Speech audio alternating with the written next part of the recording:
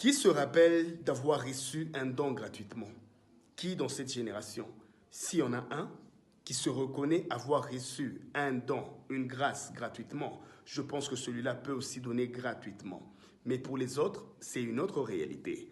Quelque part dans la Bible, il est dit, venez payer sans argent. Je pense que nous tous nous avons entendu, il est dit, venez payer.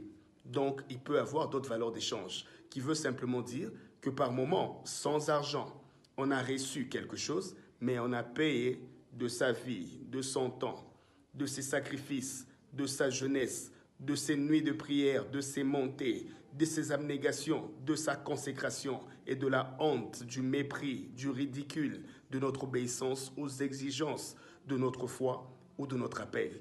Oui, dans l'expérience de beaucoup, ils n'ont pas reçu gratuitement.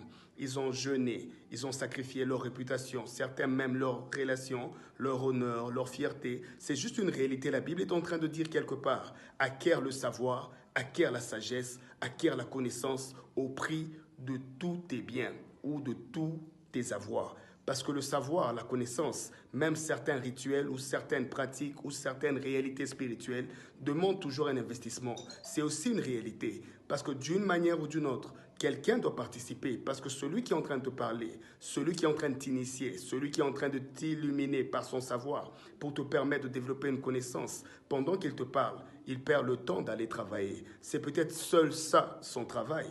Pose-toi aussi la question de savoir comment il va survivre ou subvenir à ses besoins. Il est aussi écrit quelque part que celui qui travaille à l'évangile vit de l'évangile.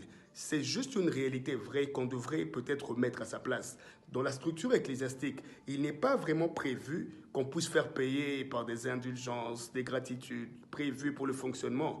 Mais normalement, une église doit être structurée, organisée avec des mécanismes d'autofinancement. C'est l'exemple du ministère de Paul qui en est même le précurseur, parce que c'est une structure pédagogique.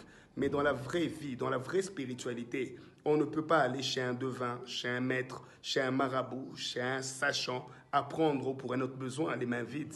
Spirituellement, ce n'est pas conçu. Demande aux praticiens, ceux qui vont prendre des racines, des arbres, des herbes en pleine forêt. Il y a toujours un prix symbolique, une offrande sacrificielle à y laisser. C'est comme ça que spirituellement ça fonctionne. Dans le monde des esprits, la gratuité n'est pas comprise. C'est une conscience que chacun devra avoir. Et aussi conscience que le jour où il a été dit que vous avez reçu gratuitement, va lire le verset, la phrase qui vient avant, il est dit spécifiquement pour les disciples qui devenaient apôtres, que Jésus leur a donné le pouvoir. Donc eux, je pense contextuellement, ils avaient reçu un peu gratuitement dans le contexte de cette